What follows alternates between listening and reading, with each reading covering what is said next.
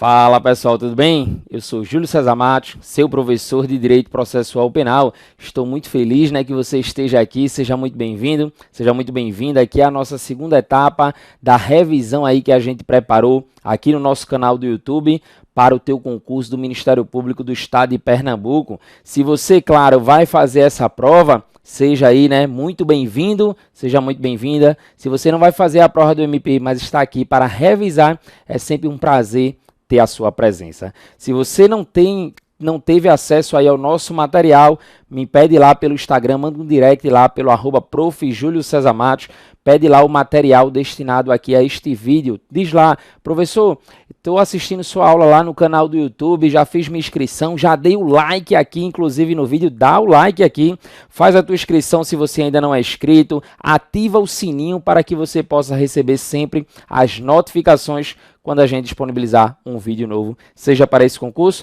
seja para outro concurso, seja aí, para dicas relacionadas ao direito criminal de forma geral, aqui é o processo penal. Tranquilo? Aí tu manda lá um direct pedindo o material referente a esta aula que a gente vai começar agora.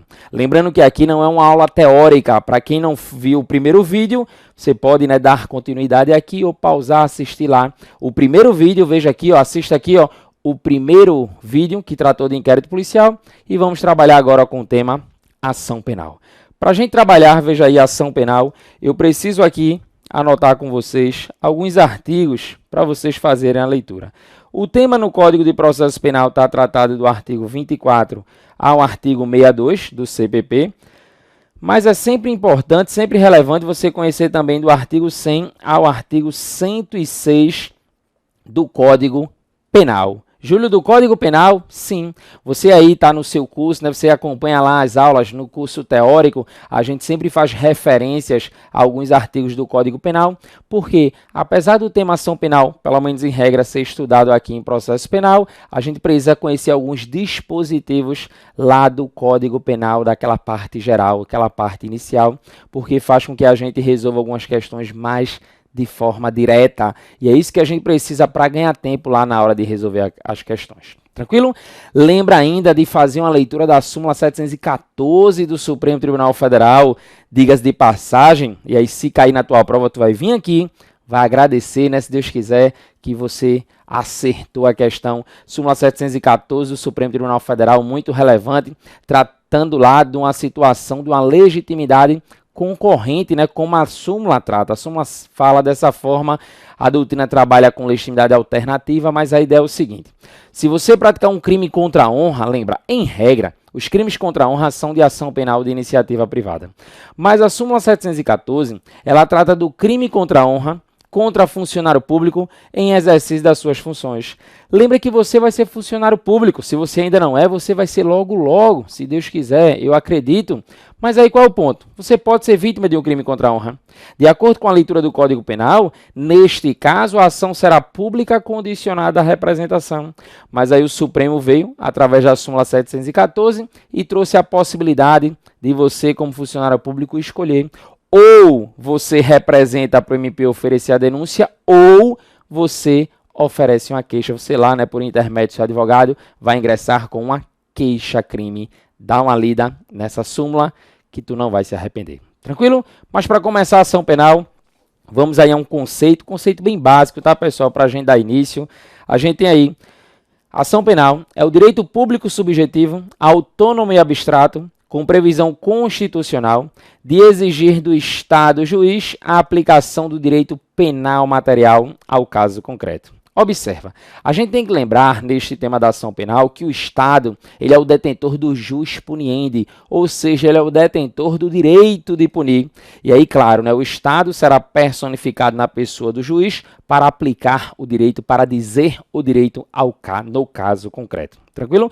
Então veja que você começa a perceber que o direito penal material ele é muito dependente aqui do processo penal.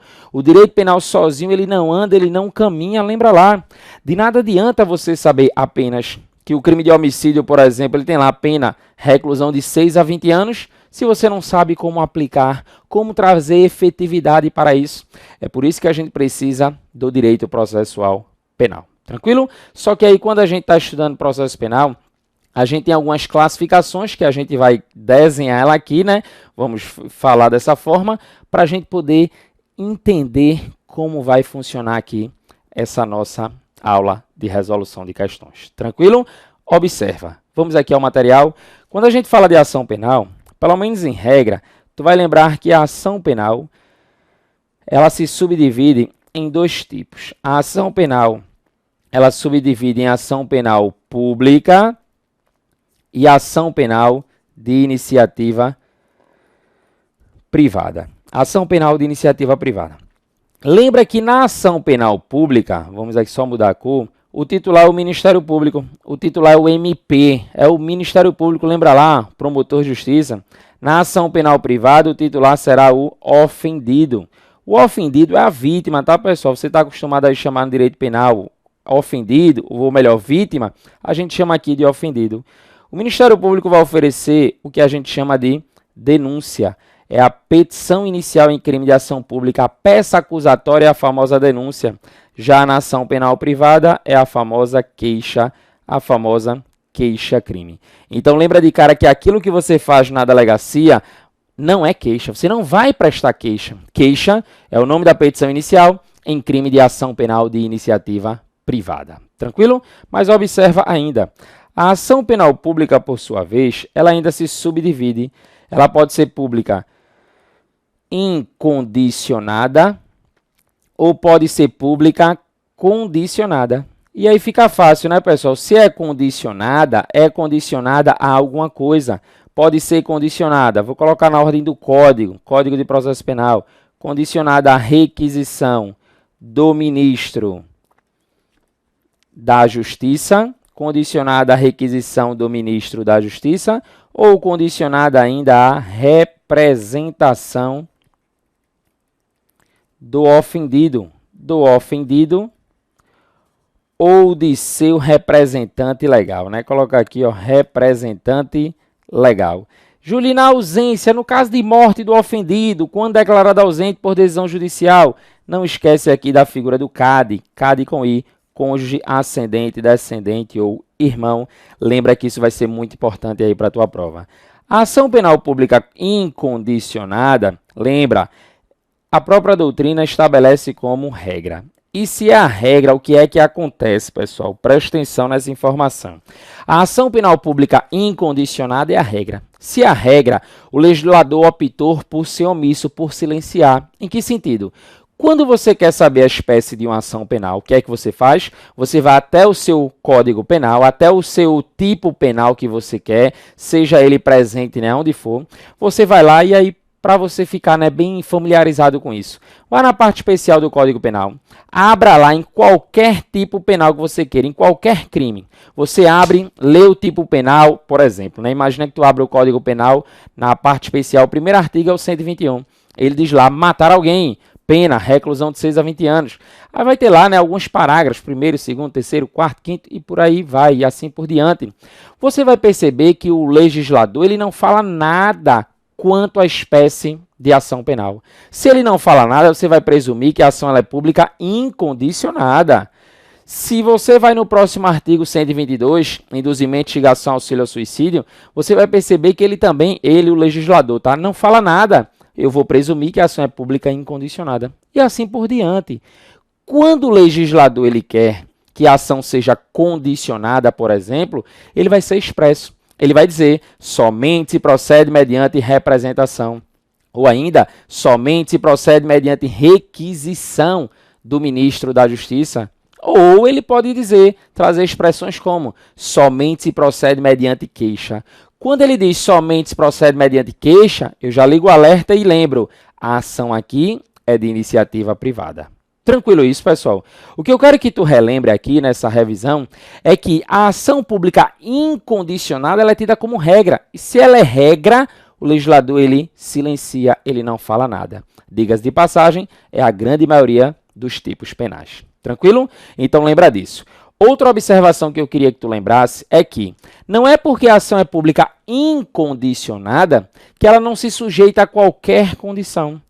Toda e qualquer ação, aí cuidado para tu não confundir isso. Não é porque a ação ela é pública incondicionada que ela não se sujeita a qualquer condição. Lembra disso?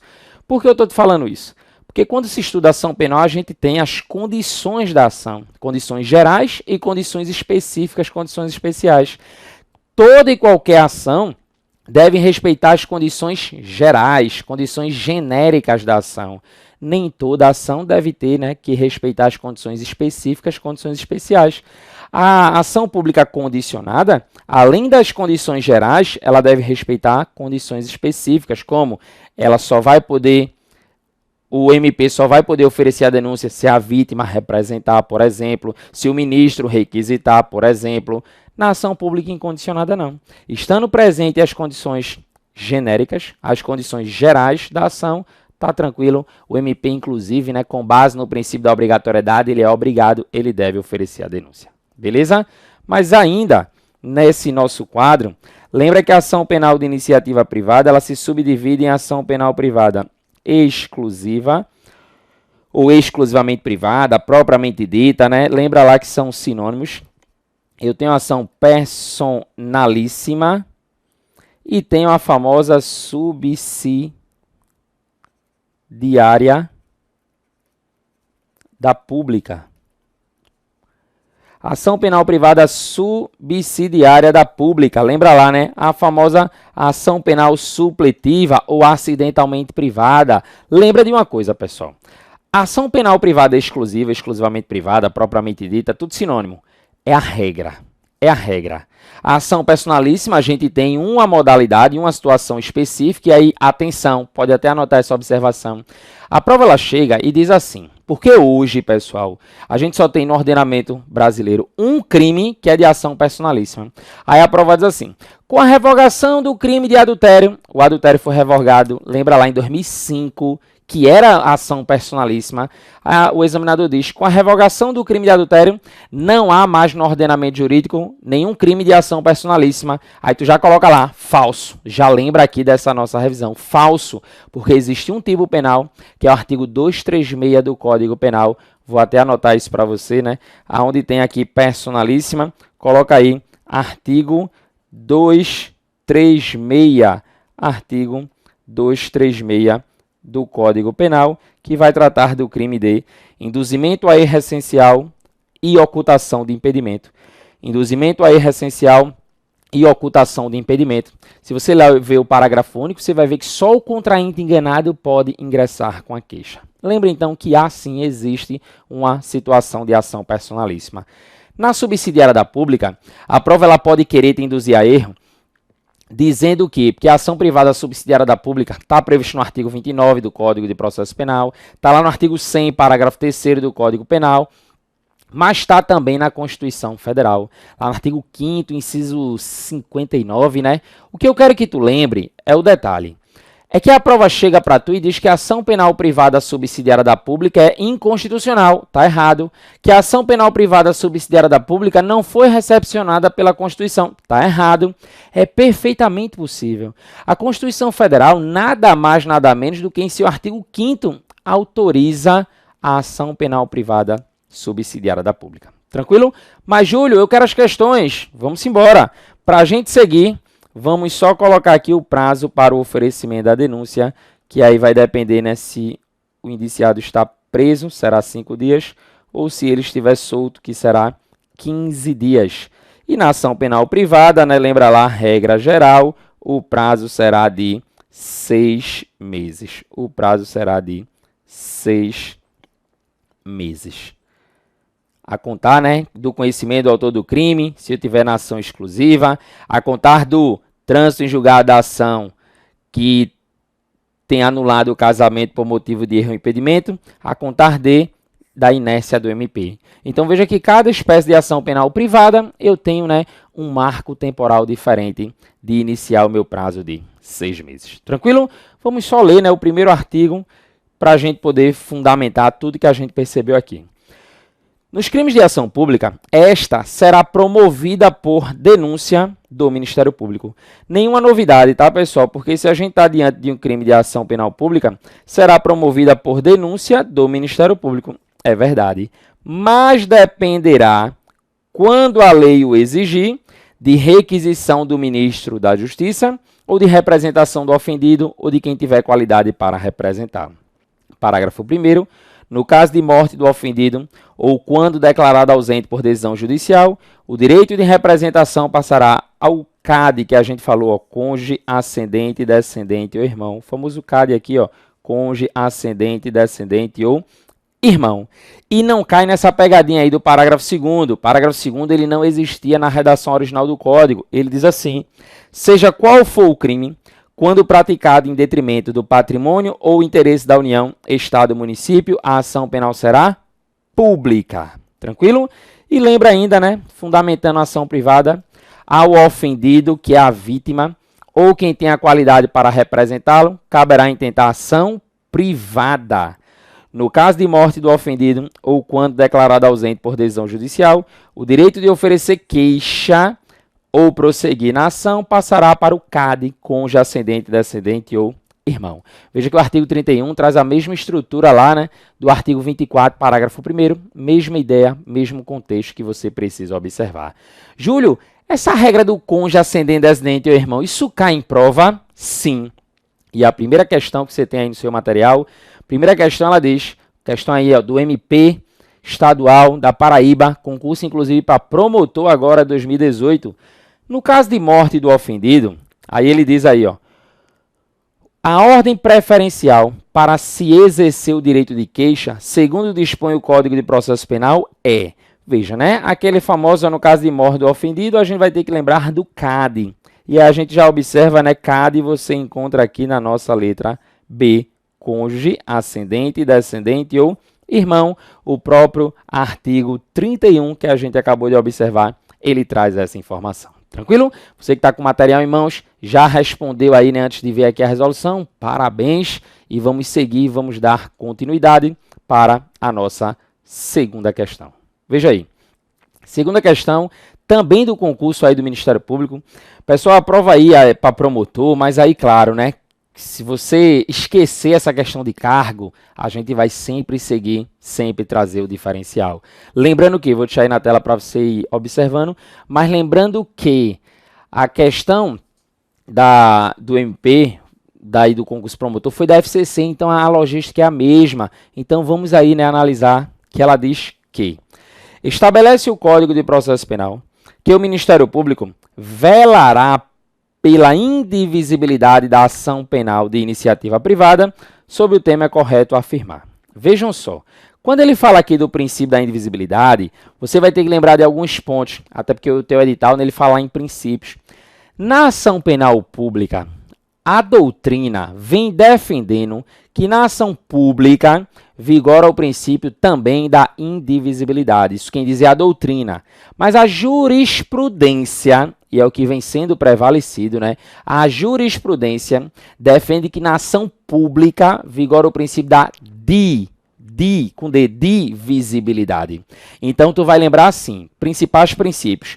Na ação pública eu tenho obrigatoriedade, na ação de iniciativa privada eu tenho oportunidade ou conveniência. Júlio, como assim? O Ministério Público, se estiver diante da prova da materialidade dos indícios suficientes de autoria, ele é obrigado a oferecer a denúncia. Na ação penal privada, eu ofereço a queixa se eu quiser, porque na ação penal privada vigora o princípio da oportunidade ou conveniência. Na ação penal pública, por sua vez, vigora o princípio, lembra lá, da indisponibilidade. O que isso quer dizer? O artigo 42 diz que o Ministério Público não poderá dispor, não poderá desistir da ação penal. Já na ação penal privada, vigora o princípio da disponibilidade. Isso quer dizer que eu posso dispor, eu posso desistir da ação privada. Na ação penal pública, por sua vez, vigora o princípio, né, da divisibilidade, é o que prevalece. Na ação penal privada, indivisibilidade. O grande ponto, e é o que a questão trabalha aqui, é que quem vai fiscalizar essa indivisibilidade é o MP, é o Ministério Público. Você sabe muito bem disso, você lembra dessa informação.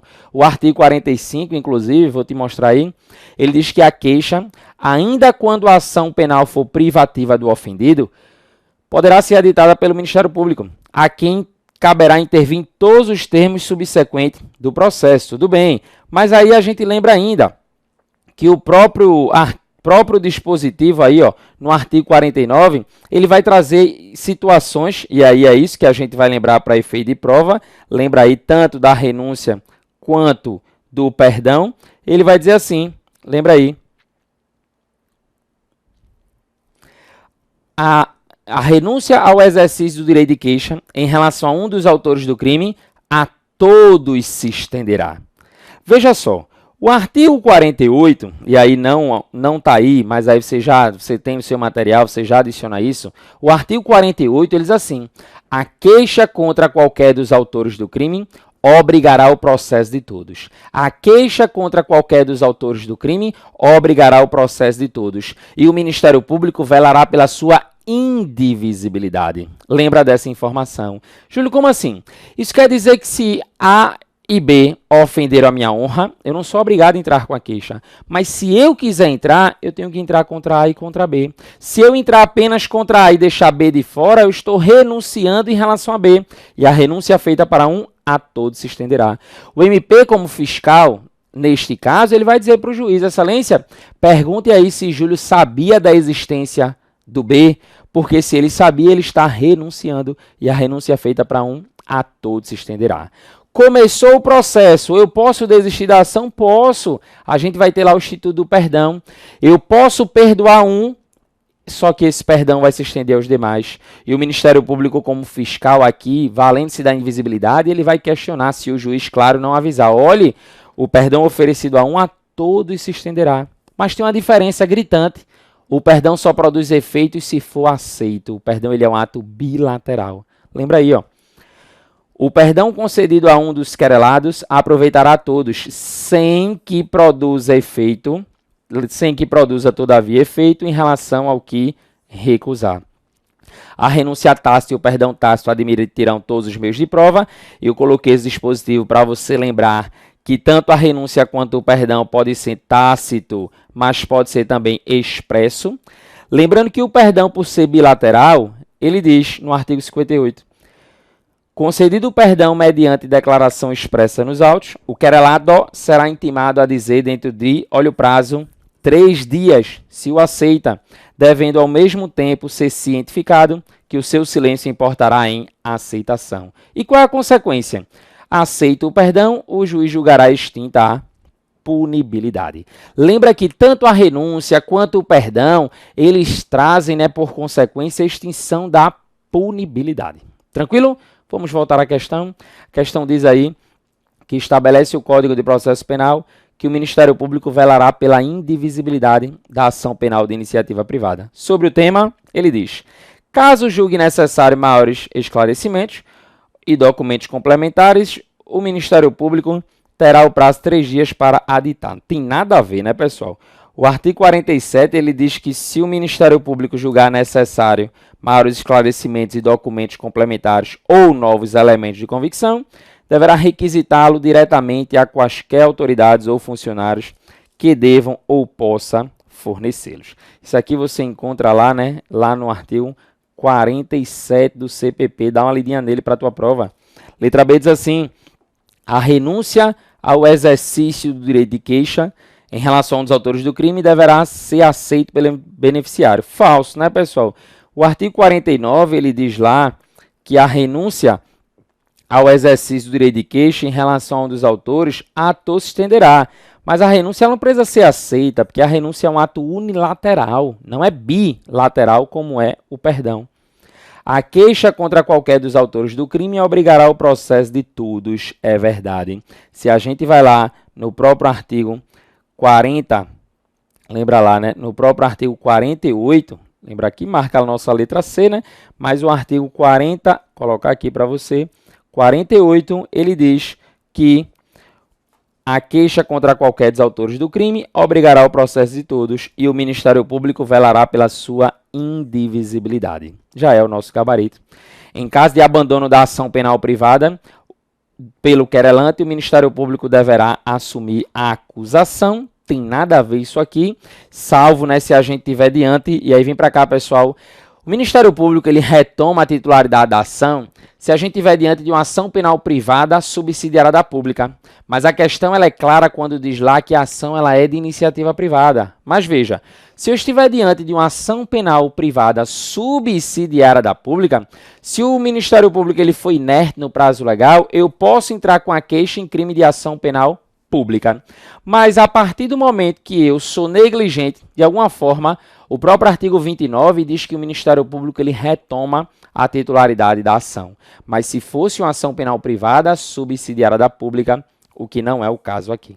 E na letra E, na hipótese de ação perempta, o juiz somente após ouvir o Ministério Público poderá declarar extinta a punibilidade do querelado. Não é falso. Veja que isso, inclusive, não tem nada a ver com o enunciado aí da questão do princípio da indivisibilidade. É o que eu sempre digo e vou te dizer de novo. Às vezes o aluno ele está com a dúvida numa alternativa, ele fica lá fazendo confusões na sua mente, mas a questão não está te perguntando. Então sempre lembra do enunciado, você vai na alternativa, percebe que aquela alternativa não tem nada a ver, caiu ali de paraquedas, segue o barco, dá uma lidinha na pergunta para a gente seguir. O artigo 47, é o que eu te falei, ele tem aí, ó, inclusive lá, né, fundamentava o erro da letra A, se o Ministério Público julgar necessários maiores esclarecimentos e documentos complementares ou novos elementos de convicção, deverá requisitá-los diretamente de quaisquer autoridades ou funcionários que devam ou possam fornecê-los. Tranquilo? Então, seguindo, né, como a gente combinou aqui de seguir, vamos aí acelerar para resolver essas questões. Vamos para a questão de número 3. Para que a ação penal tenha justa causa e possibilite a ampla defesa do acusado, a denúncia deverá conter os seguintes requisitos essenciais. Quando a gente está falando de requisitos, a gente precisa, claro, lembrar do artigo 41. E nada melhor, para a gente poder lembrar dele redondinho na hora da prova, nada melhor do que conhecer o artigo 41. O artigo 41, ele traz os requisitos da peça acusatória, requisitos da petição inicial, que você pode pensar, Júlio, esses requisitos eu aplico tanto para a denúncia quanto para a queixa. O próprio artigo te responde quando ele diz assim, a denúncia ou queixa conterá.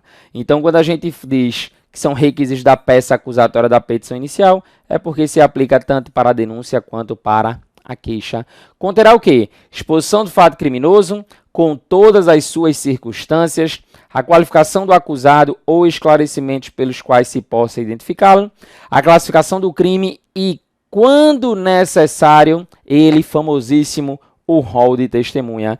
Lembrando, tá, pessoal, que esse rol de testemunha, como o próprio artigo está dizendo aí, ele é um requisito, sim, mas ele é facultativo. Lembra que nem todo crime, né, deixa testemunha. Tem crimes realmente que a gente verifica que o agente pratica o crime, mas não teve testemunha. Crimes praticados na internet, né? Possivelmente você vai conseguir visualizar aí que não é um crime que a gente tenha testemunha no caso concreto. Logo, o rol de testemunha ele é um requisito sim, mas ele é facultativo. Se a gente vai aí na questão, a letra A diz assim, exposição do fato criminoso com todas as suas circunstâncias, a qualificação do acusado, ou esclarecimentos pelos quais se possa identificá-lo. A classificação do crime, quando necessário, o rol de testemunha. Letra A já gabarita aí nossa questão, né? Veja aí que as demais alternativas vai trazer, né, alguma palavra ou outra que não precisa. Exposição do fato criminoso, todas as suas circunstâncias, qualificação do acusado, esclarecimentos pelos quais se possa identificá-lo, certinho, né? A classificação do crime, o rol de testemunha, opa, lembra aí, ó, que o rol de testemunha é quando necessário o rol de testemunha. Pedido de condenação, a doutrina, né, entende que na petição inicial não precisa vir o pedido aí de condenação, seria uma questão implícita. E lembrando que no caso de denúncia, o próprio Ministério Público ao final pode pedir absolvição. Então, se eu quero condenação, por exemplo, eu vou fazer o pedido lá nas alegações finais. A letra C ela vai trazer, pelo que me parece aí, tudo igualzinho também. Mas depois ele diz, ó, o pedido alternativo, caso haja desclassificação, não é o momento, isso é lá nas alegações. Exposição do fato criminoso, todas as suas circunstâncias. A classificação, rol completo de provas, não. Exposição do fato criminoso, classificação, rol, pedido de condenação e procedimento a ser observado, também não. Ficou aí, de fato, pessoal, letra A, como a gente bem compreendeu, como a gente bem, né, conferiu lá no artigo 41. Vamos seguir. Questão 4. Segundo a doutrina, é possível conceituar a ação penal como o direito do Estado à acusação ou da vítima ingressar em juízo, pretendendo a pretensão jurisdicional, consistente na aplicação das normas do direito penal ao caso concreto. É verdade, né? Sobre a ação penal, a legislação vigente dispõe. Letra A. A ação de iniciativa privada pode intentar-se nos crimes de ação pública, se o Ministério Público não oferecer denúncia no prazo legal. É verdade, né, pessoal? É verdade. De fato, a letra A é correta com base na própria lei, no próprio Código de Processo Penal, no próprio artigo. Mas aí vamos ler as outras alternativas, porque a bem da verdade é que para ser possível a ação penal privada subsidiária da pública, o Ministério Público ele precisa ser inerte. É aquele que a gente sempre diz, olha, se a prova coloca lá, né, que ele não intentou a ação, está correto, mas o que eu tenho que observar é se a prova traz expressões do tipo: o Ministério Público solicitou, requereu, pediu o arquivamento, o Ministério Público requisitou novas diligências. Aí veja que o Ministério Público, neste caso, não está sendo inerte. Por que eu estou fazendo essa observação? Porque o artigo 29, olha o que ele diz aí para a gente. Ó. O artigo 29 ele diz assim: será admitida ação privada nos crimes de ação penal pública se esta não for intentada. Foi exatamente o que disse a questão. No prazo legal. Veja, a letra A disse exatamente isso. Mas o que eu quero que tu lembre é que o Ministério Público, ele pode, além de oferecer a denúncia, ele pode, por exemplo, oferecimento da denúncia, ele pode oferecer a denúncia. Colocar aqui, né, alguns exemplos do que o Ministério Público ele pode fazer. O Ministério Público, ele pode, sem problema nenhum, ele pode requisitar novas diligências, requisitar novas diligências. Lembrando que não é qualquer diligências, tá, pessoal? Tem que ser diligências imprescindíveis, conforme o consta no artigo 16. O Ministério Público ele pode solicitar o arquivamento,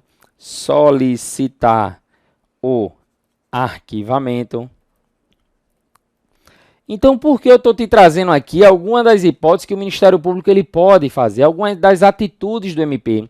Porque se a prova diz assim, o Ministério Público tempestivamente quer dizer dentro do prazo legal, dentro do tempo, dentro do prazo legal, e esse prazo legal é aquele prazo da denúncia, 5 dias. Se o investigado estiver preso, 15 dias, se o investigado estiver solto. Dentro deste prazo legal, se o MP ele não fizer nada, cruzou os braços, ele foi inerte, eu posso entrar com ação penal privada subsidiária da pública. Entrar com queixa em crime de ação penal pública. Perfeitamente possível. Mas se a prova diz que o MP, no prazo legal, ele requisitou novas diligências, ele requereu o arquivamento, ele não foi inerte. Mas como eu te disse, como a questão colocou aí, que ela não foi intentada no prazo legal e não disse que o MP fez nada, está correto. Mas vamos lembrar ainda que cabe ao Ministério Público aditar a queixa, repudiá-la e oferecer denúncia substitutiva, intervir em todos os termos do processo, fornecer elementos de prova, interpor recurso e, a todo tempo, no caso de negligência do querelante, retomar a ação como parte principal. Tranquilo? Retomar a ação como parte principal. Beleza? Lembrando ainda que o artigo 100, que eu pedi para tu fazer a leitura, né? Artigo 100 do Código Penal, olha o que ele diz para a gente. A ação penal é pública, é verdade, tá, pessoal? A ação penal é pública, é a regra. Salvo quando a lei expressamente a declara privativa do ofendido. A ação pública é promovida pelo Ministério Público, dependendo, quando a lei o exige, de representação do ofendido ou de requisição do Ministro da Justiça. A ação de iniciativa privada é promovida mediante queixa do ofendido ou de quem tem a qualidade para representá-lo. Parágrafo 3º diz que a ação de iniciativa privada pode intentar-se nos crimes de ação pública se o Ministério Público não oferecer denúncia no prazo legal. E o parágrafo 4º, no caso de morte do ofendido ou ter sido declarado ausente por decisão judicial, o direito de oferecer queixa ou prosseguir na ação passará ao cônjuge, ascendente, descendente ou irmão. Lembrando aí, né, a gente fez a leitura do artigo 100, que eu pedi para você ler do 100 ao 106 do Código Penal. Eu estou vendo aqui contigo os principais artigos, porque aí isso, né, facilita a tua vida, a minha, claro, e a tua melhor ainda. Mas vamos aqui ver o erro das outras alternativas. Letra B diz assim: a ação de iniciativa privada é promovida exclusivamente mediante denúncia do... Pessoal, vê só, sinceramente, ó. A ação de iniciativa privada mediante denúncia do ofendido, não, né, pessoal? Mediante queixa. Lá naquela classificação, a gente falou aqui, petição inicial de ação privada é queixa. Questão absurda, você marcar isso aqui. Letra C. No caso de morte do ofendido, ou ter sido declarado ausente por decisão judicial, o direito de oferecer queixa ou prosseguir na ação passa ao MP. Opa, que é isso? Passa ao cônjuge ascendente, descendente ou irmão. E aí, letra D diz assim: a ação penal é pública, beleza? Salvo quando a lei expressamente a declara privativa do ministro da Justiça. Não, né, pessoal? Quando a declara privativa do ofendido. Diz ainda, isso a gente viu, né, lá no caput do artigo 100, por isso que eu disse, né, que o Código Penal também nos ajuda. A ação pública é promovida pelo ofendido. Opa, que é isso? A ação pública é promovida pelo Ministério Público, dependendo quando a lei o exige, de representação do Ministério Público ou de requisição do ministro da Justiça. A questão, né, veja aí a questão da analista, né, legislativo, FCC 2018, ela quis fazer um jogo de palavras aqui dentro dos artigos do Código de Processo Penal.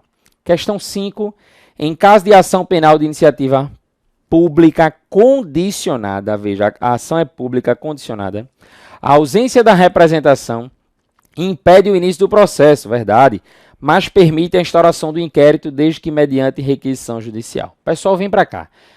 Se você assistiu lá a primeira aula aqui para o MPPE, que a gente colocou aqui no nosso canal do YouTube, você lembra lá daquelas formas de instauração do inquérito policial em crime de ação penal pública condicionada.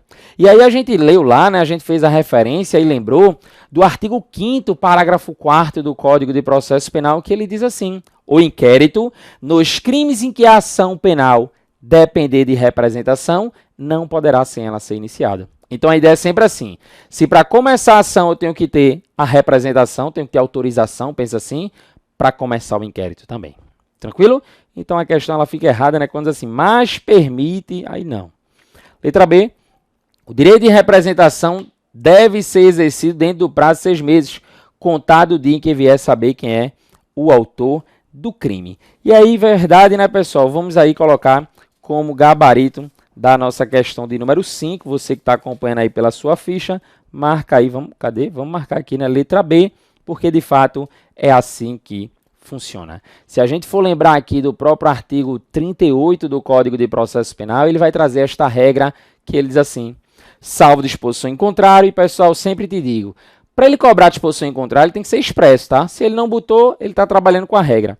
Salvo disposição em contrário, o ofendido ou seu representante legal decairá, então é um prazo decadencial, né? Decairá no direito de queixa. Isso serve tanto lá para ação privada, direito de queixa, ou para aqui a questão que é a ação pública condicionada, ou direito de representação, se não exercer dentro do prazo de 6 meses, contado do dia em que vier saber quem é o autor do crime.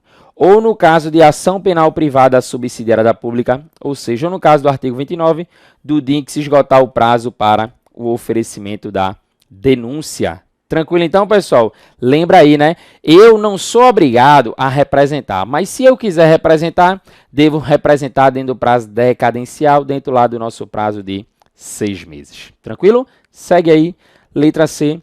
O direito de representação do ofendido é do ofendido, salvo nos crimes patrimonial, que também é do cônjuge. Tem nada a ver isso aqui, né? Lembra lá, né? A representação é feita pelo ofendido ou seu representante legal. No caso de morte, cônjuge, ascendente, descendente ou irmão. Lembrando que, pelo menos em regra, os crimes contra o patrimônio, furto, roubo, lembra lá, né? São crimes de ação penal pública incondicionada. Eu digo em regra porque a gente tem, né, situações específicas, pontuais. Se o crime for, por exemplo, praticado contra um irmão, lembra lá, né? Se o crime, por exemplo, ele é praticado contra uma tia que o agente coabita. E aí, claro, né, desde que essa tia não seja maior de 60 anos, pontos que a gente estuda lá, né, no nosso curso regular. Desculpa aí não estar entrando tanto em detalhes, pessoal, porque aqui é para a gente revisar direto no que a questão está pedindo. Beleza? Letra D, o direito de representação deve ser exercido pela FUNAI. Que é isso? Quando o ofendido é indígena. Tem nada a ver isso aqui. E letra E, a representação será retratável até a publicação da sentença. Nunca no Brasil você vai marcar isso aqui. E aí preste atenção numa coisa, vem para cá. Quando a gente está falando de representação, a gente sempre diz assim, Júlio, eu sou obrigado a representar? Não. Eu vou lá e pá, represento. Eu posso me arrepender, eu posso desistir, eu posso querer voltar atrás, porque retratar, se retratar nada mais é do que se arrepender, nada mais é do que voltar atrás, é voltar à situação anterior. Eu representei, eu posso me retratar. É possível isso? Sim, perfeitamente. Mas veja uma coisa, essa retratação ela vai sempre ser possível quando nem processo tem. A gente não vai ver até quando pode, mas se a questão disser que já teve processo, meu amigo, esqueça a questão de você desistir. Esqueça a questão de você se retratar. Julia, a alternativa disse, porque ela falava até o momento da sentença. Para chegar na sentença, meu amigo, é porque já começou o processo, está tudo caminhando, tudinho, até chegar lá no momento da sentença. Isso não faz sentido. O artigo 25, a gente faz uma leitura contrária ao senso dele, ele diz assim, a representação será irretratável, Júlio, olha aí, ó, irretratável, depois de oferecida a denúncia. Numa leitura contrária ao senso, quer dizer que eu posso me retratar até quando? Até antes do oferecimento da denúncia. Antes do oferecimento da denúncia. Tranquilo isso? Fica atento, fica ligado a essas informações. Beleza? Próxima questão. O Estado, detentor do direito de punir, dependendo do tipo de infração penal praticada, outorga a iniciativa da ação penal a um órgão público ou ao próprio ofendido. Aí o órgão público, né, lembra aí o Ministério Público. A respeito do tema da ação penal, é correto afirmar. Letra A.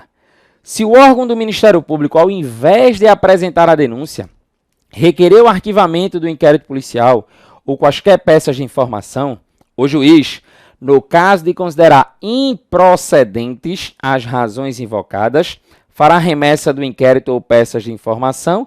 Aí olha o que ele diz aí, né? Ou peças de informação ao procurador-geral. É o famoso procurador-geral de justiça, né? Cabendo a este, em razão do princípio da obrigatoriedade e da indisponibilidade, exclusivamente oferecer a denúncia. Pessoal, tá errado, tem nada a ver isso aqui. Se a gente for lá no artigo 28, o artigo 28 ele vai dizer para a gente que, na verdade, o juiz ele vai ter 3 opções. Ele vai poder, em nome próprio, oferecer a denúncia. Ele vai poder designar um outro membro do Ministério Público para oferecer. Ou, em último caso, o procurador ele pode insistir no pedido de arquivamento, ao qual o juiz estará obrigado a arquivar. Lembra aí, ó, artigo 28. Se o órgão do Ministério Público, ao invés de apresentar a denúncia, requerer o arquivamento do inquérito policial ou quaisquer peças de informação, o juiz, no caso de considerar improcedentes as razões invocadas, lembra que quando eu, como promotor, peço o arquivamento, eu vou dizer o porquê eu estou pedindo. Lembra lá do inquérito, quando a gente viu o motivo do arquivamento? Ah, falta de provas, atipicidade, falta de uma condição da ação. Ele vai dizer o motivo. E se o juiz discorda, veja aí, ele fará remessa do inquérito ou peças de informação ao procurador-geral. E este oferecerá a denúncia, designará outro órgão do Ministério Público para oferecê-la ou insistirá no pedido de arquivamento, ao qual só então o juiz estará obrigado a arquivar. Então, né, fica aí errado o que disse lá a letra A, dizendo que só pode o procurador oferecer a denúncia errado. Letra B, qualquer pessoa do povo, olha o que ele diz aí, ó, poderá provocar a iniciativa do Ministério Público nos casos em que caiba ação pública incondicionada, fornecendo-lhe, olha o que ele diz aí para a gente, né? Fornecendo-lhe por escrito informações sobre o fato e autoria, indicando o tempo, o lugar e os elementos de convicção. É verdade, né? Certíssimo aqui a letra B. Se a gente for lá no artigo 27, ele traz essa informação. Lembrando que o artigo 27 ele fala em ação pública, né, pessoal? Mas quando a gente tem no dispositivo só ação pública, é porque a regra é pública e incondicionada. Letra C diz, será admitida ação privada nos crimes de ação pública se esta não foi intentada no prazo legal, ocasião em que o Ministério Público será afastado de suas atribuições naquele processo. Errado. O próprio artigo 29, a gente já tratou dele aqui. Ele diz que o Ministério Público ele pode aditar a queixa, repudiá-la e oferecer denúncia substitutiva, intervir em todos os termos do processo, fornecer elemento de prova, interpor recurso e a todo tempo, meu amigo, no caso de negligência do querelante, o MPO retoma a ação como parte principal. Beleza? Letra D. Se o ofendido for menor de 18 anos, não tiver representante legal colidirem os interesses deste com os daquele, o direito de queixa somente poderá ser exercido quando ele atingir a maioridade. Tem nada a ver, pessoal. Se a gente for lá no artigo 33, ele vai dizer para a gente, e aí observe, eu vou colocar aqui para você acompanhar a leitura do artigo 33, mas olha o que ele diz. Se o ofendido for menor de 18 anos, ou mentalmente enfermo, ou retardado mental, e não tiver representante legal, ou colidirem os interesses deste com o daquele, o direito de queixa poderá ser exercido por curador especial, nomeado de ofício ou a requerimento do Ministério Público pelo juiz competente para o processo penal. Tranquilo? Então veja que a questão consta como errada, porque dizia lá que vai aguardar ele atingir a maioridade. Letra E, as fundações, veja aí, ó, associações ou sociedades legalmente constituídas não poderão exercer ação penal por não haver previsão na lei processual que autorize o exercício da referida ação por pessoa jurídica. Errado também isso aqui, pessoal, quando diz que não há previsão. O próprio disposto lá no nosso artigo 37, ele vai trazer essa informação. Acompanha. As fundações, associações ou sociedades legalmente constituídas poderão, ele diz aí, ó, poderão exercer ação penal, devendo ser representadas por quem os respectivos contratos ou estatutos designarem, ou no silêncio destes, pelos seus diretores ou sócios dirigentes. É comum, tá, pessoal? A prova sempre diz assim, serão sempre representados, as pessoas jurídicas, né, as fundações, associações, serão sempre representadas pelos diretores, pelos sócios dirigentes. Errado. Serão representadas, veja aí, por quem os contratos ou estatutos designarem. Se o contrato, se o estatuto ele não fala nada, aí sim, pelos dirigentes, né, sócios dirigentes ou pelos seus diretores. Beleza? Próxima questão. A ação penal relativa ao crime de lesão corporal resultante de violência doméstica e familiar contra a mulher é... Pessoal, preste atenção. O teu edital, e aí, claro, né, quem está acompanhando as alterações, as mudanças que foram feitas aí no teu edital, o teu edital, ele trouxe uma alteração e colocou lá a Maria da Penha. Então, a Maria da Penha, bora ficar ligado aqui para a gente, pelo menos no aspecto do processo penal, se ela faz alguma, tem alguma interferência para a gente? Tem. E o que é que a gente precisa aqui observar? Primeira coisa é que a questão, ela está tratando aí do crime de lesão corporal. Lesão corporal. Se é lesão corporal, tá tranquilo, pessoal. Qual é a espécie de ação penal? Pública incondicionada. Vamos aqui, ó, letra A, tá errado, porque diz que é condicionada. Letra E, privada. E aí vamos lá, pública e incondicionada, independente da natureza da lesão. É verdade aqui, letra B, o gabarito. A gente vai entender isso aqui para quem nunca viu. Letra C, pública e incondicionada, somente quando a lesão for grave ou gravíssima. Errado, isso aqui é na regra geral, né? Pública e incondicionada somente quando a lesão for dolosa. Vejam, qual é o grande ponto que a gente precisa observar aqui? Letra B, foi o nosso gabarito, vem para cá. Quando a gente está falando da lesão corporal, a gente tem que lembrar de uma coisa. Como é que eu sei a espécie de ação penal para um determinado crime? Júlio, é só eu pegar o tipo penal, faço a leitura, se ele não diz nada, eu presumo que a ação é pública incondicionada. Excelente. Se você for no artigo 129 do Código Penal, ele vai tratar da lesão corporal. Artigo 129 trata da lesão corporal. Aí tem lá lesão corporal leve, grave, tem lá várias lesões corporais. E aí o legislador, ele não fala nada. Logo, eu presumo que a ação ela é pública incondicionada. O grande problema é que surgiu em 1995, e aí para o cargo de analista, inclusive, essa lei está expressa no teu edital, Lei do Juizado Especial Criminal, ela passou a dispor em seu artigo 88 que, além das hipóteses do Código Penal e da legislação especial, dependerá de representação. Então veja que passou a ser ação pública condicionada a ação penal relativa aos crimes de lesões corporais leves e lesões culposas. Então, observa, a regra que o Código Penal trabalha, ele não fala nada, logo eu presumo que a ação é incondicionada. Presta atenção em mim, já já tu anota.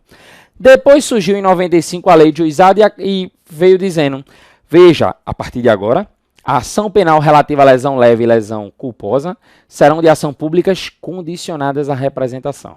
Tranquilo? Mas veio a Lei Maria da Penha e disse assim, aos crimes praticados com violência doméstica e familiar contra a mulher, independentemente da pena prevista, não se aplica a Lei 9099/95. Júlio, como isso funciona? Como é que vai acontecer? Vê só. Vamos aqui colocar o artigo 129. O artigo 129 do Código Penal, ele trata da lesão corporal, tá, pessoal? E aí vamos aqui colocar o exemplo da lesão corporal de natureza leve. Lesão corporal de natureza leve. Como o legislador não fala nada, a gente presume que a ação ela é pública incondicionada. Incondicionada, tá bom? Aí o que aconteceu? Surgiu a lei do juizado. E a lei do juizado aí, você está vendo em seu artigo 88, ela disse assim, ó, aí colocar aqui a lei do juizado. Lei 9099/95, está aparecendo aí para você, né? O artigo 88, que diz, além das hipóteses do Código Penal e da legislação penal especial, dependerá de representação a ação penal relativa aos crimes de lesões corporais leves e culposas. Quer dizer que agora passou a ser pública condicionada. Condicionada, tá? Condicionada à representação. Aí o que aconteceu? Surgiu, então, a famosíssima Lei Maria da Penha, Lei 11.340 de 2006. E aí o que foi que aconteceu? A lei ela diz assim, aos crimes praticados com violência doméstica e familiar contra a mulher, independentemente da pena prevista, não se aplica a Lei 9099. Então veja, tira a lei do juizado. Voltou a ser como era antes pública incondicionada. Conforme aqui, né, o que estabelece o artigo 41 da Lei Maria da Penha. Artigo 41. Vê só, pessoal, assim, ó. Aos crimes praticados com violência doméstica e familiar contra a mulher, não se aplica esta lei aqui. Então, quer dizer que voltou a ser, como era antes, pública incondicionada. Pessoal, veja, a gente está tratando de que caso aqui? Estamos tratando da lesão corporal. O próprio Superior Tribunal de Justiça trouxe uma súmula posteriormente, né? Dizendo o que o Supremo já entendia. Júlio, como assim? É porque se você pegar aí o artigo 41 no teu vademecum, ele vai dizer lá que em 2012 o Supremo Tribunal Federal julgou o artigo 41 constitucional. Aí veio o Supremo, o Superior Tribunal de Justiça, e editou essa súmula aí, ó, súmula 542. A ação penal relativa ao crime de lesão corporal resultante de violência doméstica contra a mulher é pública, veja aí, ó, incondicionada. Então veja, né, que de fato a ação é pública incondicionada, mas veja, pessoal, ele está tratando aí da lesão, tá, pessoal? Está tratando da lesão. Pessoal, vê só, ainda aí, observa uma coisa. Tem dois institutos, e aí essa dica vai diretamente para quem está fazendo concurso para analista. Tem dois institutos que a lei de juizado trouxe para a gente, que é a suspensão condicional do processo, coloca aqui numa ordem de aplicação, transação penal e suspensão condicional do processo, suspensão condicional do processo. Pessoal, é do processo, não é da pena, tá? Tanto a suspensão condicional do processo quanto a transação penal são criações aqui da lei do juizado, da lei 9099. Se a gente diz que na lei Maria da Penha eu não aplico a lei do juizado, cabe transação penal na Maria da Penha? Não, porque a transação penal está na lei do juizado. Cabe suspensão na Maria da Penha? Não, porque a suspensão está na lei do juizado. Aonde é que eu quero chegar? É porque o Superior Tribunal de Justiça trouxe uma súmula para dizer o que você já entendeu pelaquele gráfico. Eles assim, ó, a suspensão condicional do processo e a transação penal não se aplicam na hipótese de delitos sujeito à lei Maria da Penha. Só que qual é o grande ponto? É que isso vem caindo e muito na tua prova. Isso cai muito na tua prova sobre essa questão da ação penal. Por exemplo, veja aí, 2018, não é tua banca, mas é para tu fixar, já que o edital ele trouxe aí, né, de surpresa a Lei Maria da Penha. A natureza da ação penal no crime, olha o que ele diz, ó, no crime de ameaça, aí é que dá o nó na cabeça do aluno, né? Porque veja que a gente acabou de tratar do crime de lesão. Eu quero que tu coloque na tua cabeça que o que é condicionada ou incondicionada não é o crime. Ou melhor, não é a Lei Maria da Penha, é o crime. O que é condicionado, o que é incondicionado, não é a lei, é o crime. Por que eu estou te dizendo isso? Porque toda essa história que a gente tratou agora foi do crime de lesão. Imagina uma lesão corporal, leve, grave, não importa. O marido foi lá e pá, deu uma tapa na mulher. Lesão leve, a gente viu que regra geral é condicionada, mas se for no âmbito doméstico familiar contra a mulher, incondicionada. Mas se eu falar do crime de ameaça, a gente mudou a ação penal para ameaça? Não. A gente mudou a ação penal por crime de ameaça, pessoal? Não, em momento nenhum. Júlio, qual é a ação penal do crime de ameaça? Veja aí, ó. Veja aí a ação penal do crime de ameaça. Basta você observar.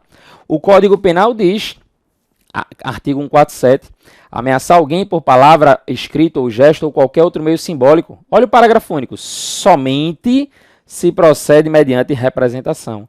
Quer dizer, então, que a ação é pública condicionada à representação.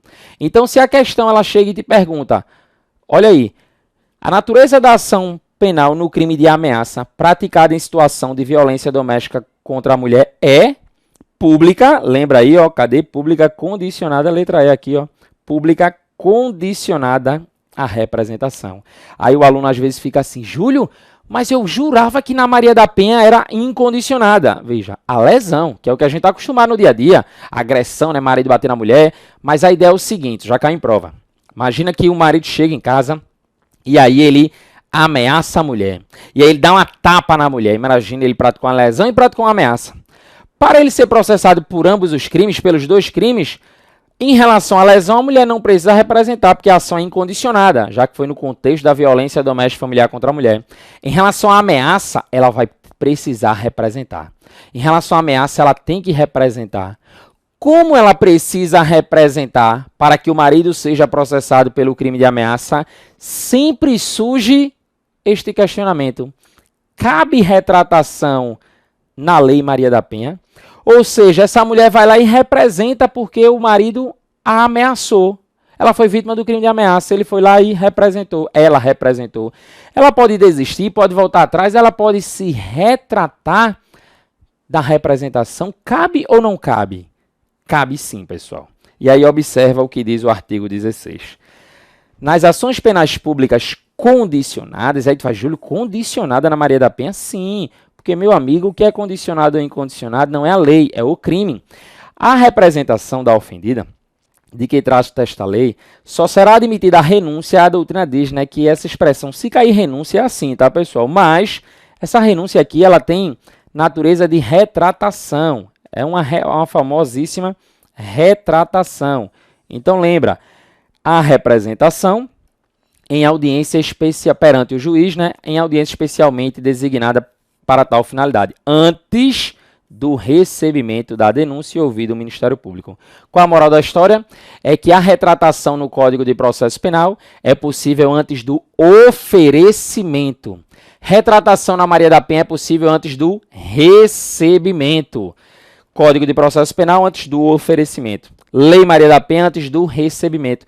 Júlio, então a mulher tem mais tempo para desistir, para voltar atrás? Sim. Mas não é simplesmente ela chegar lá e dizer, quero mais não. A lei diz que eu vou designar uma audiência específica para o ato. Lei Maria da Penha antes do recebimento. Beleza? Código de Processo Penal, artigo 25, antes do oferecimento. Vê que situação engraçada. Se tu abrir o teu código agora, o teu vademecum, no artigo 25 do Código de Processo Penal, ele embaixo vai fazer uma remissãozinha, uma referenciazinha ao artigo 16 da Maria da Penha. É porque o cara que fez o teu código, a tua editora, está dizendo assim, meu amigo, fica ligado que na Maria da Penha é possível, não cai nessa pegadinha. Vê aí. No Instituto da Representação, letra A, ele diz, a renúncia à representação é vedada no âmbito no âmbito, né, no juizado de violência doméstica e familiar contra a mulher. Errado, a gente acabou de ver que isso pode. A autoridade policial tem autonomia para instaurar inquérito policial mesmo na ausência de representação da vítima nos crimes que a ação penal pública dela depender. Errado, sabemos que não. A representação tem caráter personalíssimo, de modo que a morte do ofendido implica na imediata extinção da punibilidade do autor do fato, que não tem nada a ver isso aqui, pessoal. Tem nada a ver. Veja que no caso de morte, né, a representação passará para o CAD, cônjuge, ascendente, descendente ou irmão. Júlio, se eu me retratar, veja, outro ponto. Se eu me retratar, eu posso representar novamente? Sim, desde que esteja dentro do prazo decadencial. E letra D. O direito de representação poderá ser exercido pessoalmente ou por procurador com poderes especiais. Verdade.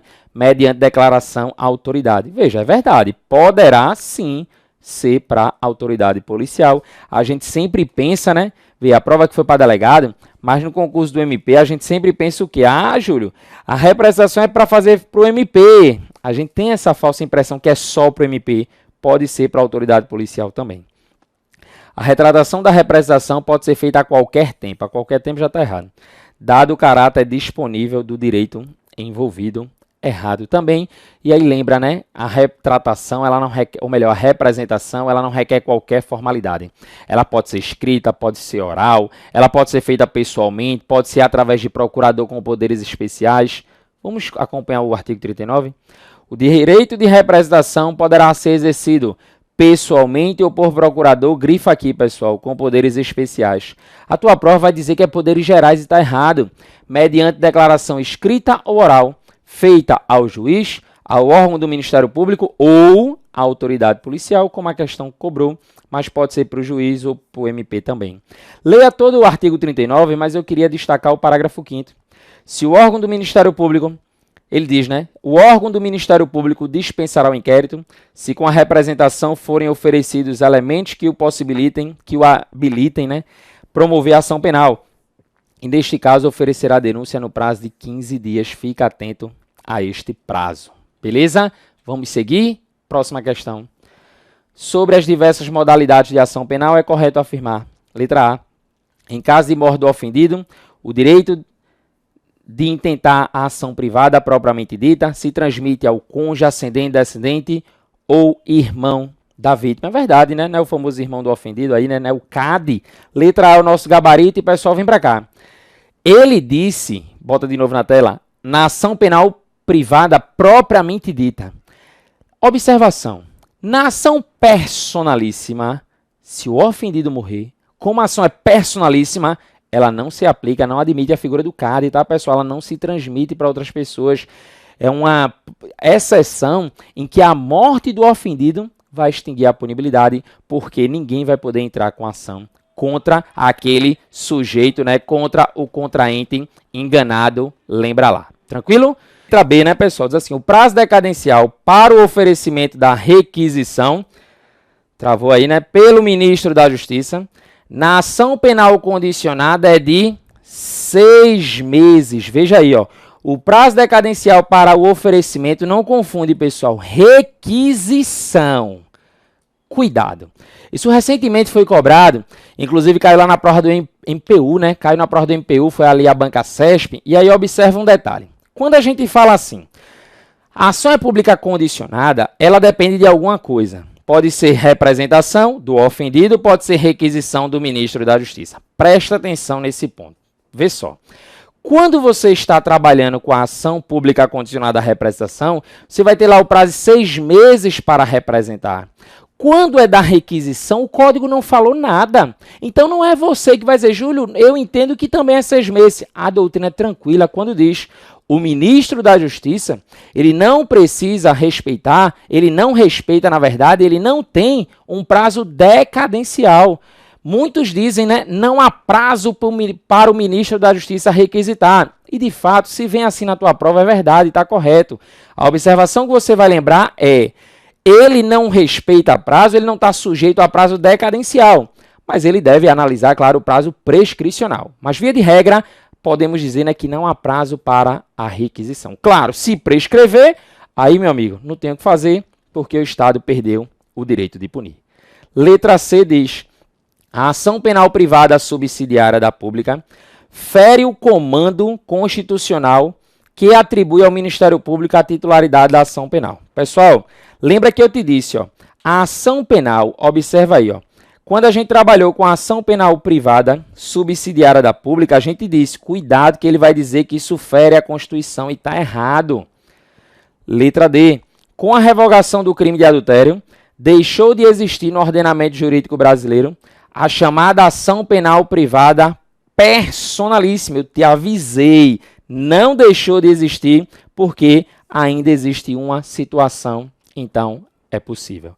E letra E. A preempção poderá ser reconhecida em qualquer momento do inquérito. Opa, já está errado, né? Porque para falar em preempção, a ação já tem que ter sido iniciada, bem como antes ou ainda após iniciada a ação penal. Errado, porque preempção só existe em ação penal privada e durante o curso da ação. Tranquilo? Letra A, aí ficou a nossa questão, nosso gabarito. Vamos para a próxima questão. Veja aí. 11. Nas ações penais em que a lei exige a representação do ofendido, a retratação pode ocorrer enquanto não... Pessoal, veja, como ele está tratando aqui, ó, como ele não falou de Maria da Penha, ele está tratando da regra. Então, enquanto o quê? Quando é que cabe a retratação? Pode ocorrer retratação enquanto não houver o quê, pessoal? O oferecimento da denúncia. Oferecida a denúncia, letra A é o nosso gabarito. Tranquilo? Vamos seguir. Próxima questão. Espero que você esteja aí, né? Acertando. Mas veja aí a questão 12. Em tema de ação penal privada, pessoal, em tema de ação penal privada, correto afirmar que o perdão do ofendido independe de aceitação. Falso, errado. O requerimento da instauração de inquérito, veja, o perdão, né? Perdão é ato bilateral, né, pessoal? Então depende de aceitação. O requerimento de instauração de inquérito policial não interrompe o prazo de oferecimento da queixa, é verdade. Letra B, é verdade. E aí vem para cá, pessoal, vê só. Quando você lembra da queixa, queixa é petição inicial em crime de ação penal de iniciativa privada. Queixa é petição inicial em crime de ação penal de iniciativa privada. Então a ideia é o seguinte. Quando a gente está falando em queixa-crime, você vai lembrar que a queixa ela é proposta perante juiz. A denúncia não é petição inicial de crime de ação pública e o MP promove a denúncia onde? Perante juiz. Juiz. Queixa não é aquilo que eu faço na delegacia. Então, o fato de eu ter ido fazer a ocorrência lá na delegacia, por exemplo, a famosa notícia crimes, né? Eu fui lá na delegacia e fiz lá a ocorrência, narrei lá o que aconteceu. Isso já interrompeu o prazo decadencial? Claro que não, meu amigo. Veja, se o inquérito dura lá meses, anos, e você já sabia quem era o autor do crime, o seu prazo já está contando. O prazo decadencial ele vai ser computado a partir do conhecimento do autor do crime. Você já sabe quem é, você precisa oferecer a queixa. Júlio, o inquérito está em andamento. Meu amigo, está terminando o prazo? Vá em busca do seu advogado e ofereça a queixa-crime. Letra C. Importa em renúncia tácita ao direito de queixa o fato do ofendido receber a indenização do dano causado pelo crime. Errado. Errado, né, pessoal? Muito cuidado. O artigo 104 do Código Penal, ele responde isso pra gente. Claro, que a composição lá no juizado, aí tudo bem, né? Extingue a punibilidade, inclusive. Mas observa. O artigo 104 ele diz assim, o direito de queixa não poderá ser exercido quando o renunciado expressa ou tacitamente. Artigo 104. Importa a renúncia tácita ao direito de queixa a prática de ato incompatível com a vontade de exercê-lo. Aí olha o que ele fala, não implica, todavia, o fato de receber o ofendido a indenização do dano causado pelo crime. Então, como a questão colocou, como alternativa C, ela coloca aqui, né, que importa a renúncia tácita, o fato, né, do ofendido receber a indenização do dano causado pelo crime. Errado. Letra D, admissível o perdão do ofendido mesmo depois de passar em julgado a sentença condenatória. Pessoal, perdão só é possível durante o curso do processo. Se já passou em julgado a sentença, acabou o processo, não se fala em perdão. E letra E, é incabível a extinção da punibilidade pela perempção. Errado também, né, pessoal, porque você sabe que é perfeitamente possível. Tranquilo? Então vamos lembrar, inclusive, de alguns pontos relacionados ao perdão. Você já conhece o Código de Processo Penal, então vamos lembrar aqui pelo Código Penal. O perdão do ofendido nos crimes em que somente se procede mediante queixa, obsta ao prosseguimento da ação. Aí ele diz assim, ó, o perdão no processo ou fora dele, expresso ou tácito, inciso 1, se concedido a qualquer dos querelados, aproveita a todos. Se concedido por um dos ofendidos, não prejudica o direito dos outros, quando eu tiver mais de um ofendido, tá, pessoal, na relação processual. Se o querelado recusa, não produz efeito. Então, soma esses 3 itens, né, e corre para o abraço na tua prova. O perdão tácito é o que resulta da prática de ato incompatível com a vontade de prosseguir na ação.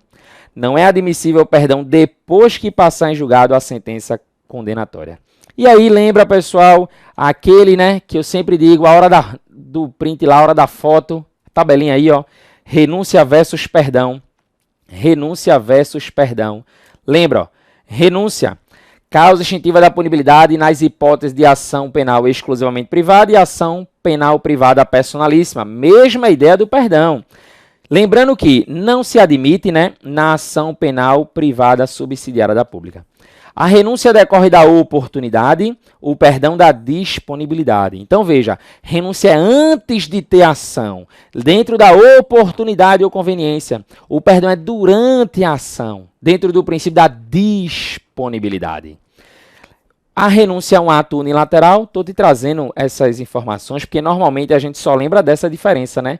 Renúncia é unilateral e perdão é bilateral. E lembra, é concedida antes do início do processo, é concedido durante o curso. Não diga depois, é durante o curso do processo. Por força do princípio da indivisibilidade, a renúncia é concedida a um dos coautores ou partícipes do delito estende-se aos demais. Por força do princípio da indivisibilidade, o perdão concedido a um dos querelados estende-se aos demais desde que haja aceitação. Tranquilo? E aí teve uma alternativa na letra E que dizia que não é possível a extinção da punibilidade pela perempção. É possível sim, lembrando que perempção só se aplica em ação penal de iniciativa privada, ou seja, não pode na privada subsidiária da pública. O artigo 60 diz que nos casos em que somente se procede mediante queixa, considerar-se a perempta a ação penal. Aí você, tá, pessoal, vai ler aqui as hipóteses de perempção e vai lembrar que a consequência da perempção é extinção da punibilidade. Pausa aí, pessoal, faz a leitura. Tranquilo? Vou aqui me dar a oportunidade de seguir nas questões e você aí faz o seu estudo. Beleza? Próxima questão. O Código de Processo Penal prevê uma série de institutos aplicáveis à ação penal de natureza privada. Sobre tais institutos, é correto afirmar que a renúncia ao exercício do direito de queixa ocorre antes do oferecimento da inicial acusatória, mas deverá ser expressa, seja através de declaração do ofendido, seja por procurador com poderes especiais. Pessoal, pode ser expressa, pode ser tácita, lembra aí, a renúncia admite, né, todos os meios de prova, inclusive. O perdão do ofendido, oferecido a um dos querelados, poderá todos aproveitar, podendo, porém, ser recusado pelo beneficiário, ocasião em que não produzirá efeito em relação ao que recusou. Verdade. Veja aí, pessoal, aí a banca FGV, né, mas a ideia é a mesma. Lembra aí, né, como isso pode vir na tua prova.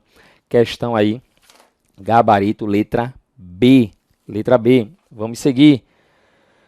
A renúncia ao exercício do direito de queixa ocorre após o oferecimento da inicial acusatória, gerando extinção da punibilidade em relação a todos os querelados. Vejam, a renúncia ao exercício do direito de queixa, se eu não oferecer a queixa, como é que ocorre após o oferecimento da inicial? Veja que é totalmente contraditória. A renúncia é antes, né, de oferecer, eu renuncio. A decadência ocorrerá se o ofendido não oferecer a queixa no prazo de 6 meses, certo? Contar da data dos fatos, sendo irrelevante a data da descoberta da autoria. Errado. O artigo 38, a gente viu hoje aqui, lembra lá, né, que ele diz do conhecimento do autor do crime, do conhecimento da autoria. A perempção ocorre quando o querelante deixar de comparecer a atos processuais para os quais foi intimado, ainda que de maneira justificada. Aí não, tá, pessoal? Porque lembra lá, né, o próprio artigo 60, eu deixei para tu ler, mas só esse ponto. Ó. Quando o querelante deixar de comparecer sem motivo justificado, a qualquer ato do processo a que deva estar presente ou quando deixar de formular o pedido de condenação nas alegações finais. Então, quando eles aqui, ó, deixar de comparecer aos atos, né, ainda que de maneira justificada, aí a questão ela fica incorreta, beleza? E agora, né, para a gente poder encerrar, né, acredito que seja a nossa última questão, ela diz, Guilherme de Souza Nutti, né, define a ação penal como o direito do Estado à acusação ou da vítima de ingressar em juízo, solicitando a prestação jurisdicional representada pela aplicação das normas de direito penal, ao caso concreto. Tradicionalmente, a doutrina classifica as ações penais como públicas e privadas, que possuem diferentes tratamentos a partir de sua natureza. É verdade, né? Assim, de acordo com as previsões do Código de Processo Penal e da doutrina, são aplicáveis as ações penais de natureza privada. Lembra, pessoal, logo no iniciozinho a gente trouxe aqui os principais. Pública, obrigatoriedade de oferecer a denúncia, lembra lá? A obrigatoriedade não é absoluta, né? É mitigada lá pela transação penal, por exemplo. Oferecer a denúncia, princípio da indisponibilidade, eu não posso dispor, não é absoluto, né? É mitigado lá pela suspensão do processo. Eu tenho ainda na ação penal pública, princípio da divisibilidade, né? Pelo menos pela jurisprudência, princípio da intranscendência que se aplica a toda e qualquer espécie de ação. Aqui na privada eu vou ter princípio da oportunidade ou conveniência, sinônimo, princípio da disponibilidade, eu posso dispor da ação, princípio da indivisibilidade e o princípio da intranscendência que se aplica em toda e qualquer ação. Aí veja aí, ó, letra A, conveniência, certo? Indisponibilidade, aí tá errado, né? E indivisibilidade, certo? Letra B, conveniência, indisponibilidade errado, divisibilidade errado. Oportunidade, certo? Disponibilidade, certo? Indivisibilidade, certo? Logo fica a letra C, o nosso gabarito. Letra D, oportunidade, lembra aqui, né? Oportunidade e conveniência é a mesma coisa, tá, pessoal? Disponibilidade e divisibilidade errado. Obrigatoriedade errado, disponibilidade certo e divisibilidade errado. Ficou aí a letra C. Tranquilo, pessoal? Show de bola? Agradeço, né, você aqui que tenha ficado até ao nosso final. Estamos aqui, né, pouco mais de 1h e 17, chegando a 18 minutos aqui dessa nossa revisão. O intuito é trazer aqui uma revisão nesses últimos dias aí para o teu concurso do MP do Estado de Pernambuco. Tranquilo, pessoal? Um forte abraço, beijo aí para todos vocês e eu te vejo, quem sabe aí, né, na nossa próxima oportunidade, trazendo aí outro tema para o teu concurso do MP de Pernambuco. Se você não assistiu aí o primeiro vídeo da aula de hoje, procura aqui, ó. Estamos colocando aqui em algum local aqui desse nosso vídeo. Vamos disponibilizar também o link. Busca aí e não deixa de seguir lá no @prof. Júlio César Matos. Forte abraço e até a próxima.